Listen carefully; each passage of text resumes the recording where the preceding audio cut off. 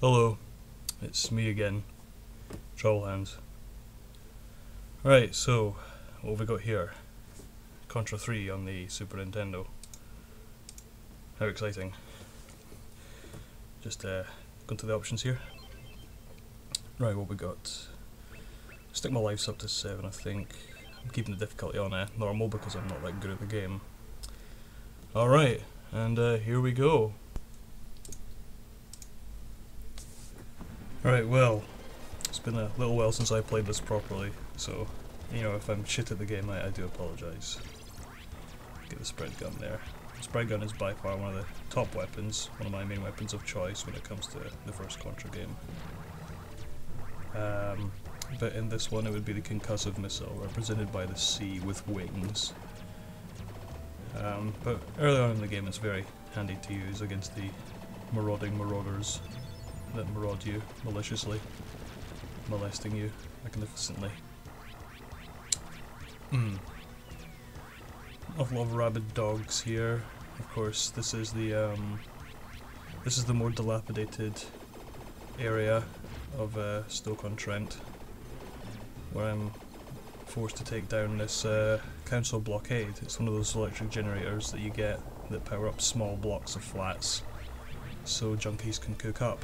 We can't have that, obviously, so I've been sent in to take them out.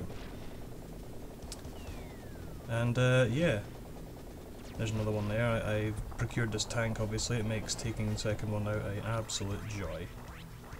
Being chased by the local wildlife there, of course. A chav wearing a blue Kappa tracksuit jumper.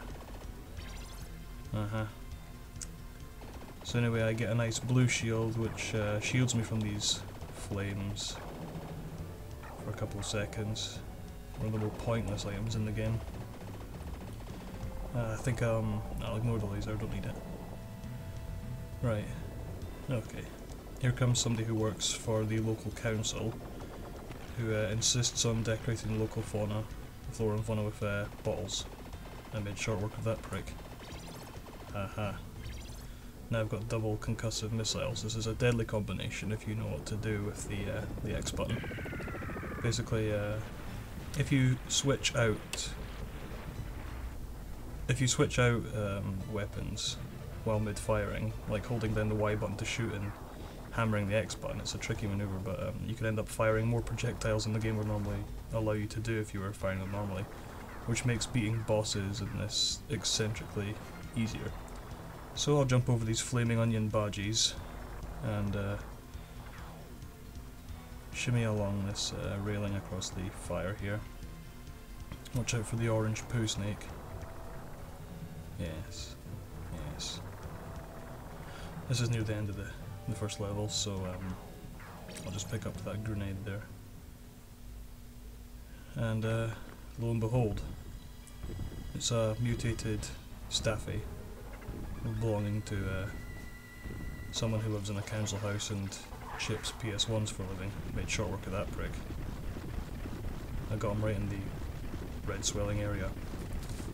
So that's the first level done and dusted pretty quickly. So here I am, this beefy young man wearing a sports bra and sporting two AR-37 assault rifles that somehow shoot missiles. I won't question it. Right, here's level 2. As you can see, it's a top-down level, so I'll start here next to this giant metallic booby. And this is where the game heavily takes on the Mode 7 3D graphical platforming thing, which the SNES was very most popular for, which is a nice way to rotate 2D graphics in real time. Watch as I transcend that bridge. Did you see that? That was fucking top notch, that was.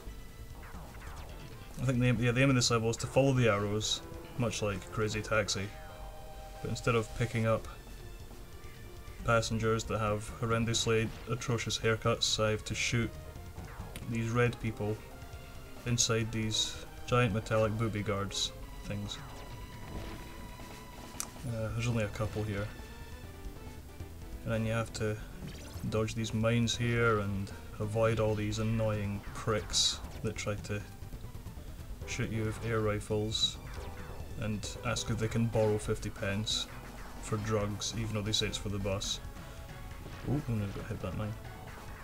But how can somebody borrow 50 pence if you don't know them and they're not like you're not likely to see them again? Pain in the arse. Anyway, once you've done that, the arrows go off the fucking rocker, and you're presented with this giant metallic spider. Now, if you look at the top left of the screen, you'll see I'm mentioning that little trick where you hold down the Y button and you hammer the X button, and yeah, you can make short work of the boss. Just like that. So I'm going to run up here just to make it official and spinny spinny. Yeah. So that's level 2 done, and all of a sudden a black man's appeared. I don't know who he is. Okay. Right. You must unlock him at the end of the game. Yeah, must be a player skin. Okay, now we're above the industrial estate of Kirkcaldy, where you can see thick smog rising from the chimneys of the linoleum factories here.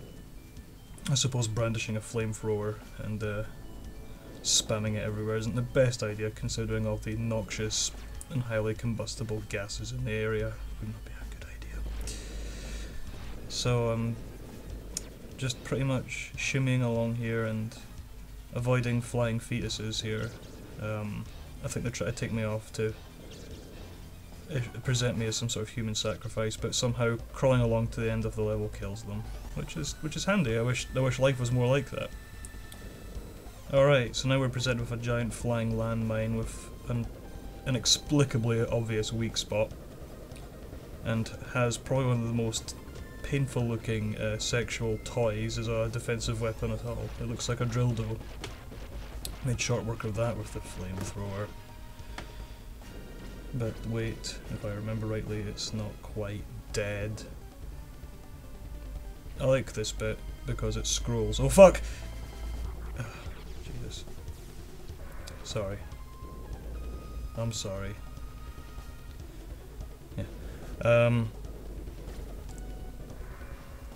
The flamethrower is really handy for this because you can take down its missiles pretty much on contact in the first, well, as soon as they touch, as soon as the flamethrower touches the missile, and the missiles can actually get you. They can very sneakily, touch you and kill you. But this thing's a pain in the arse.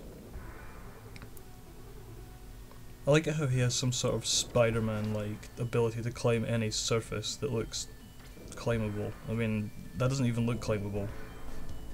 But, well, video game logic, I ain't gonna argue.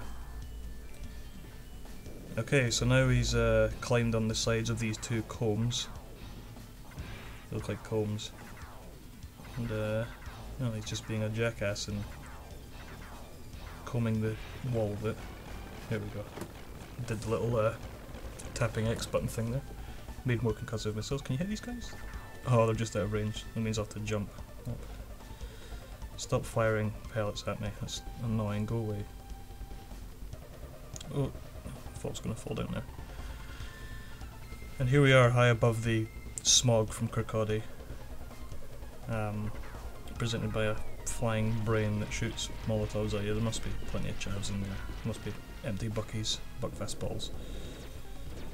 And I'm presented with flying eagle men, which can sort of glide down.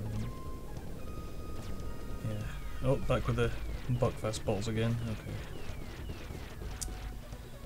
Great.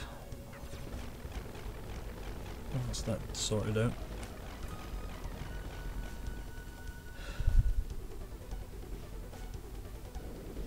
Might be worth taking that. And get stuck in with the flamethrower. Oh, that was class. That was beautiful. This is where things get a tad trickier. I've never actually enjoyed these gun turrets. Take 2 concussive missiles there. I've never enjoyed climbing up this bit. I tend to always die at least once, so we'll see if it happens again. I'm yawning! Ah! Right. I'll set off a bomb there, just always handy. Good job. Well done, Bruce. Well done, bro. Tickle, tickle. Spinny, spinny. Oh, I didn't want to pick up that. Fuck. Oh, well, never mind. Nearly at the boss here.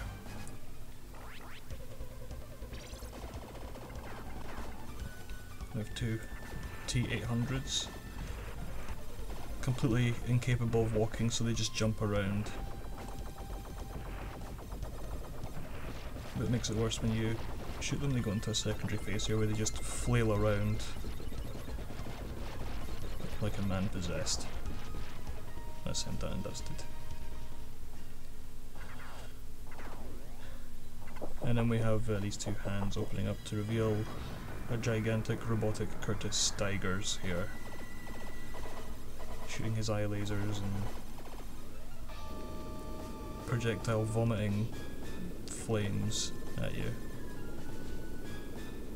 This is actually quite a tricky boss, even though the pattern's pretty simple. Especially that'll always get somebody first time. Like, oh look, pickupables, they're taking down. And they'll explode. Oh, fucking marvellous. Is this it? Come on. Ah, there we go. And that's him flailing around like a man who's not got a bone marrow transplant. Oh, and his head came off. Alright, well, that's that level done. There we go, shooting a Chav Fetus, looking very cautious and wary. Well, it does up my score. Okie dokie. Right, level 4.